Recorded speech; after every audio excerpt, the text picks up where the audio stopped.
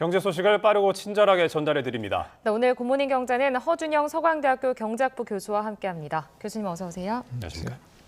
자, 교수님, 오늘은 태형건설 얘기를 좀 집중적으로 해보겠습니다. 일단 기존에 내놓았던 자구책 중 4가지 중 1가지를 이제 어제 지각 이행했습니다. 어제 오전에 890억 원을 납입을 했는데 이제 곧 추가 자구안이 나올 것이라고 보는 예상들이 많거든요. 이제 어떤 내용이 좀 담길 것으로 보십니까?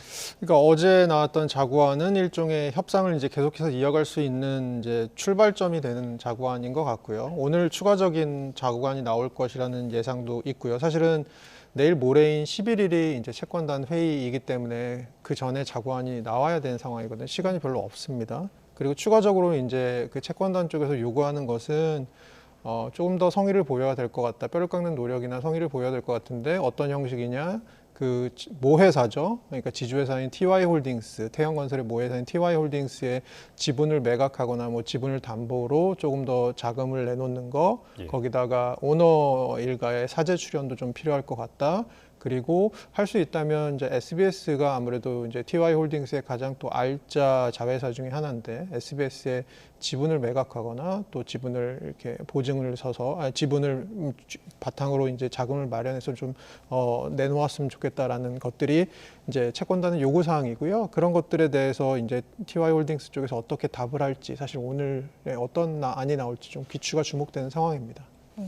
교수님, 그러니까 자금을 좀 마련하는 과정에서 사재 출연이 아닌 대여 형식으로 이루어진 것을 보고 좀 일각에서는 비판의 목소리도 나오고 있습니다. 결국에는 오너 일가가 좀 큰 희생을 감내한 것은 아니다라는 비판이 나오고 있는데 교수님 이 부분은 어떻게 보세요? 이게 양면을 다 볼 수 있을 것 같습니다. 어제 사재 출연이 아니고 대여의 형식이라고 나온 부분은 그 윤세영 창업회장의 딸인 그 블루원 대표, 윤재현 블루원 대표가 이제 SBS 지분을 담보로 잡아주고 이제 대출을 TY홀딩스에다 해준 게 있거든요. 이 부분을 가지고 이제 사재 출연이라고 볼 수 있냐 이런 부분인데 사실은 저희가 이제 자회사랑 모회사의 구조, 지주회사의 그 지배 구조를 보면 아시겠지만 사실은 태형건설이랑 그다음에 블루원이라고 하는 또 다른 자회사는 서로 독립적으로 경영이 되고 있는 데인데 사실은 그러면 태형건설의 경영 책임을 블루원 쪽에서 뭐 지어야 되느냐라는 얘기도 하나 있을 수 있을 것 같고요.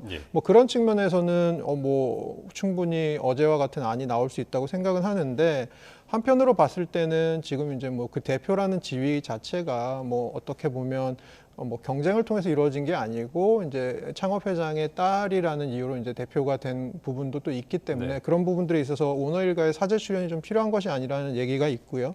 실제로 저희가 우리 경제 역사에서 봤을 때 주요 워크아웃 때마다 뭐 예를 들어 2000년에 현대건설 워크아웃 때 3,700억 정도 사재 출연이 있었고요. 2008년에 동문건설 워크아웃 때도 뭐 478억 플러스 조금 더 워크아웃 사재 출연, 그리고 금호건설 2012년 워크아웃 할 때도 금호 석유화학 그 주식을 이제 오너 일가가 팔아서 2,200억 원 정도 사재 출연한 적이 있거든요. 그래서 이런 어떤 사재 출연을 좀 성의를 좀 보이는 것, 진정성, 결국은 태형건설을 살리고자 하는 진정성을 좀 보여라 하는 부분에 있어서 채권단의 추가 요구 사항이 나오고 있는 것 같습니다. 자, 그러면 모레 이제 11일이죠. 채권단 회의가 열릴 예정인데 사실 워크아웃 관련해서는 기존 자구안 같은 경우는 태형건설이 내놓은 자구안 외에 말씀하신 대로 사재 출연이나 자회사, 알짜 자회사 지분 담보로 하거나 이렇게 돈을 빌리고 하는 추가 자구안을 요구를 했단 말이죠. 이 같은 추가 자구안들이 이행이 될 가능성이 좀 있다고 보십니까? 추가 자구안은 무조건 이행이 돼야 되는 거고요. 사실은 지금 태형건설 쪽에서 인정한 우발 채무, 조금 부실화된 채무가 규모가 2.5조 정도 되는데요. 지금 자구안 패키지 뭐 이거 아까 지금 말씀하신 자회사 팔고 등등등 지분 매각하고 해서 하는 패키지가 사실 2조가 안 되거든요. 지금 그래서 물론 2조 5천억을 전부 다 메꿀 수는 없겠지만 어쨌든 간에 지금 채권단 쪽에서 바라보는 자구안의 패키지엔 요런 게 들어가 있어야 하고 이런 걸 이행해야 한다는 규모가 사실은 태형건설이 내놓고 있는 규모보다는 지금 조금 더 큰 것 같거든요. 그러면 그 간극을 어떻게 메꿀 것이냐. 우선은 태형건설이 지금 내놓은 자구안을 충실히 이행하는 거 더하기 지금 저희가 첫 꼭지에서 아까 말씀 나눴던 추가적인 뭐 TY홀딩스의 지분이라던가 사재 출연이라던가 이런 부분들에 대한 추가적인 패키지가 있어야지 이제 11일 날 채권단 회의에서 협상이 제대로 마무리될 수 있을 것으로 보입니다. 일단 워크아웃이 이행 진행이 되려면 전제 조건이 그런 플러스 알파 조치가 필요하다 이렇게 말씀하시는 것 같은데 네. 이제 만약에 워크아웃이 개시되면 이제 이후에 어떤 과정을 거치게 됩니까? 그러니까 11일 날 채권단 회의에서 70% 요거는 이제 채권액 기준으로 75%의 채권단이 동의를 하면 워크아웃이 개시가 되고요. 워크아웃이 개시가 되면 무슨 일이 일어나야 되냐면 사실 워크아웃이라는 게 뭐냐면 기업을 어떤 살리는 방향으로 나가는데 살리는 방향으로 나가기 위해서는 그 기업의 현재 상태를 파악해야 되지 않습니까? 특히 태형건설 같은 경우는 지금 부동산 PF가 들어가 있는 데가 굉장히 많잖아요. 그럼 이걸 사업장별로 실사를 다 하고 평가를 하고 자산 가치는 얼마고 이런 것들을 다 재됩니다. 이런 걸 재고 나서 뭐 태형건설에 대출을 좀 유예해 줄 부분을 유예해 주고 그리고 뭐 추가적으로 대출을 해줘야 될 부분은 대출을 해주고 이런 것들을 하는데 시간이 꽤 걸릴 것으로 보이고요. 예. 보통 저희가 워크아웃 들어가면 채권단 규모가 한 20개에서 30개라고 보는데요. 지금은 태형건설은 채권단 규모가 400개가 넘는 채권단 아주 복잡하게 지금 들어가 있거든요. 네. 시간이 꽤 많이 걸릴 것 같습니다. 그래서 한 4월까지는 1월부터 4월까지는 요 일이 진행될 것 같고 이렇게 실사가 다 맞춰지고 이제 자구한 플랜을 구체적으로 내놓으면 이제 어떻게 태형건설을 살리겠다는 플랜이 나오면 2차 협의체가 이제 한 4월쯤에 열리게 될 거고 한 5월부터는 본격적으로 워크아웃 플랜이 개시될 것으로 보입니다. 교수님 지금 태형건설의 보증 채무 규모가 10조 원이 넘습니다. 그중에 부동산 PF 보증 채무가 9억 원이 넘는데 글쎄요 금액이 너무 커서 잘 와닿지도 않습니다. 일단 이 부동산 PF 운용에 문제점이 있다라는 지적들이 계속해서 나오고 있는데 이 부분 좀 어떻게 보세요? 그러니까 지금 태형건설 9억 원이 아니고 9조 원이죠. 이제 9억 원이죠. 원이면 이제 좀 맞기가 쉽겠죠. 그래서 9조 원인데 이게 이 중에 사실은 우발 채무라고 하는 위험이 좀 큰 것들이 한 지금 2.5조 원 아까 말씀드린 대로 2.5조 원 정도 예. 되고요. 이게 뭐냐면 첫 번째는 브릿지론이 들어가 있는 게 있고요. 브릿지론이라는 거는 이제 사업 초기에 어쨌든 간에 뭐 토지 구입 비용이나 사업 초기 비용을 이제 대출을 하는 건데 이 브릿지론의 특징 중에 하나가 브릿지론이라는 게 사업 초기에 있으니까 앞으로 불확실성이 너무 크지 않습니까? 그래서 어디에서 주로 대출하냐면 제2금융권에서 대출을 하고요. 그렇기 때문에 금리가 좀 높습니다. 그래서 이게 이제 건설사 자금난의 주요 원인이 되는 부분인데 이게 1.2조 정도 있고요.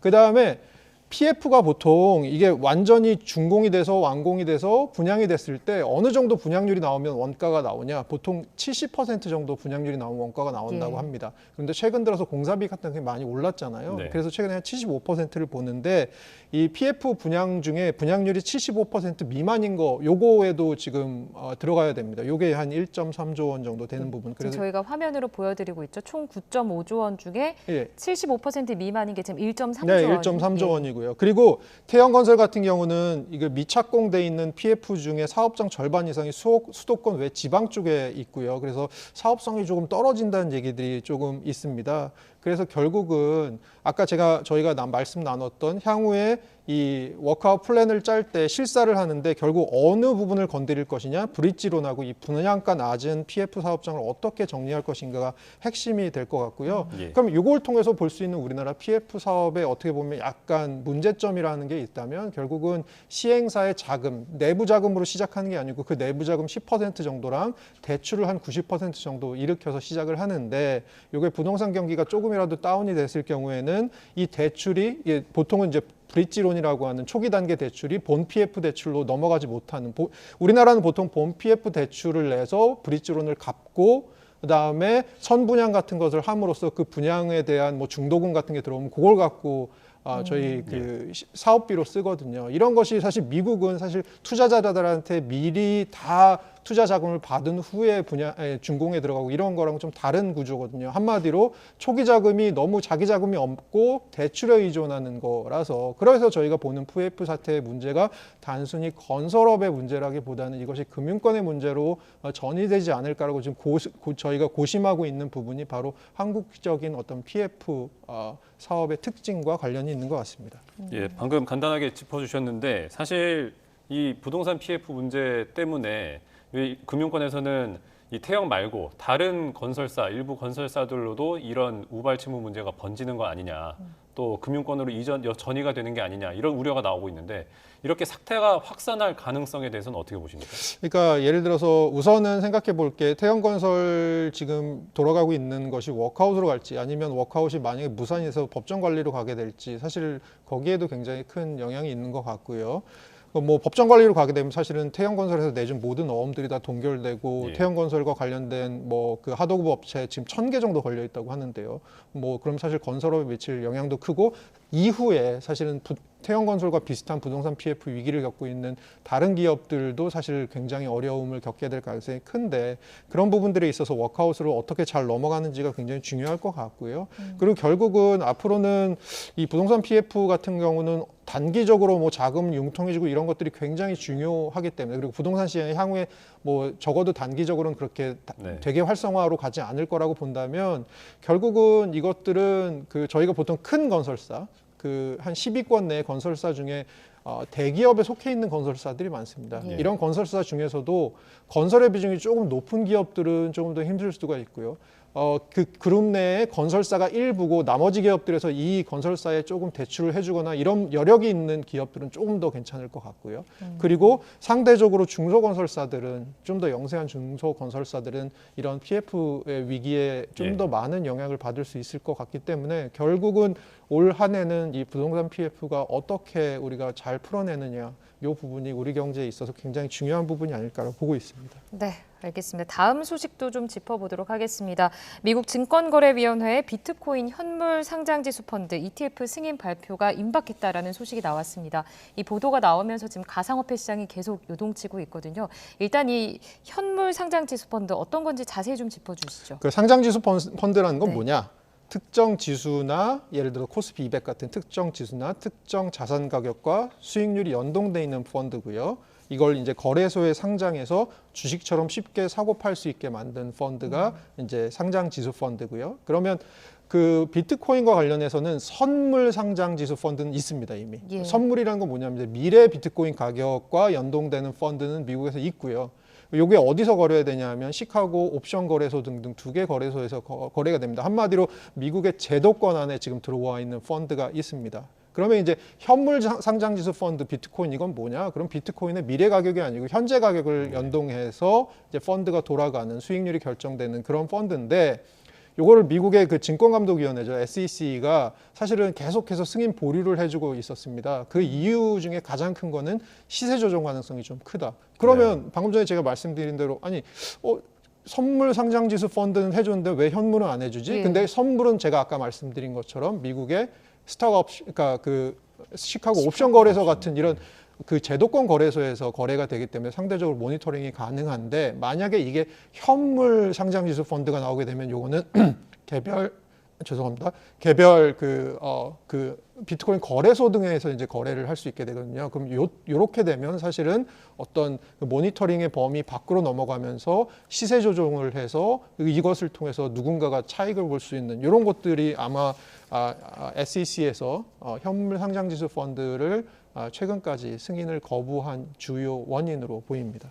자, 그런데 이제는 승인 가능성을 높게 점치는 뭐 보도들도 잇따라 나오고 있는데 이게 어떤 점이 달라졌길래 이렇게 승인 가능성이 좀 높게 점쳐지고 있는 거예요? 이게 그 블룸버그에서요. 네. 이 관련된 애널리스트들 조사를 해갖고 확률을 계산합니다. 이게 승인될 현물 상장지수 펀드가 승인될 확률을 계속해서 조사해서 발표를 하는데요. 이게 최근 들어서 90% 계속해서 상회하고 있고요. 예. 작년 말 기준으로 2024년 내에 상장지수 펀드 현물이 승인될 확률이 90%가 넘었었습니다. 네. 올해잖아요. 예, 예, 그래서 작년 말에요. 2023년 말에도 그랬고 최근 들어서도 이게 90% 지속적으로 상회하고 있고요.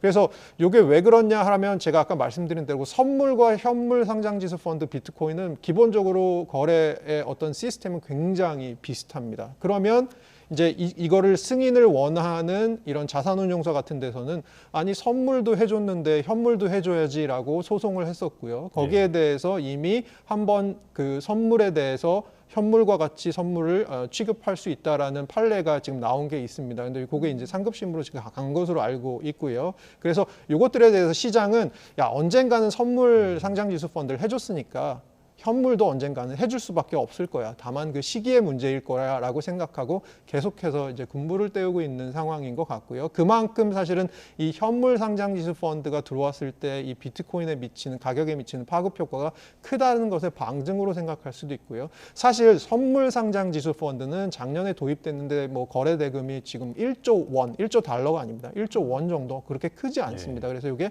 본격적으로 되려면 현물이 돼야 된다라고 계속해서 주장을 하는 쪽이 있는 것 같습니다. 교수님 방금 말씀하셨을 때 승인 가능성 90% 이상이라고 지금 말씀하셨는데 그럼 예를 들어 그 밖에 10% 나머지 좀 변수는 없습니까? 나머지 변수는 뭐 예를 들어 그럴 가능성, 그 아주 작은 확률이지만 뭐 SEC나 금융당국이나 아니면 미국의 사법부가 이거 보니까 우리가 사실 선물 상장지수 펀드를 내준 것도 좀 잘못이었다. 그래서 그것 자체도 뭐 상장 폐지를 한다거나 이런 식으로 해서 아예 비트코인과 관련된 ETF를 조금 당분간은 하지 못하게 하는 방향 뭐 이런 거 가능성도 하나 있을 수 있고요.